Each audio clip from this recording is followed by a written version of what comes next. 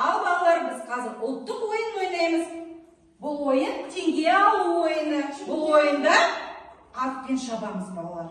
Әр командада бір ойыншы келіп отырады. Сендер екі командасыңдар, е?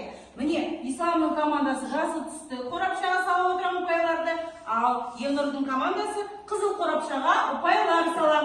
Түстерді дұрыс айту керек. Мына теңгенің артында түстер берілген. Түсінікті ме балалар?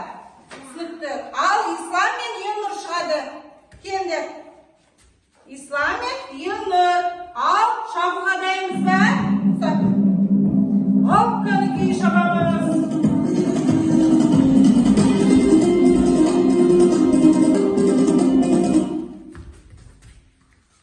Ал Елнұр бірінші алды. Ал Елнұр түсі қандай? Қызыл, дұрыс. Ендеше ұпай берем. Келдік. Тез-тез. Қарағанымыз орнымызға. Келесі ойыншылар бізге Али мен Ислам келеміз. Арғымаққа мінеміз. Ал шабуға дайынбыз ба? Дайынбыз. Теңгені кім бірінші алады екен? Ал шапты.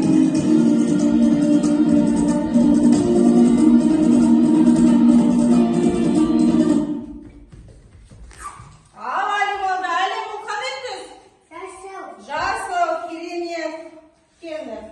Әлімнің тобына бір ұпай. Ал бірдейге жатырмыз. Әлім, отыра қал. Ал келесі Жанасыл мен Карин шығады. Кел, Карин. Ал шапқа дайындар. Кеттік шапқа.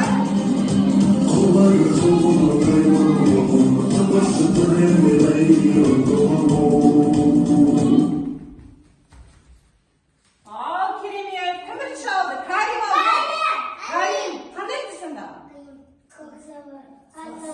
Сары. Ал отырамын. Отыр.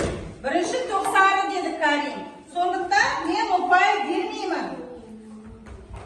Ал балалар енді қараңдаршы. Міне. Әр топта неше ұпайда? Бір ұпайда. Бізде достық жеңді балалар, е?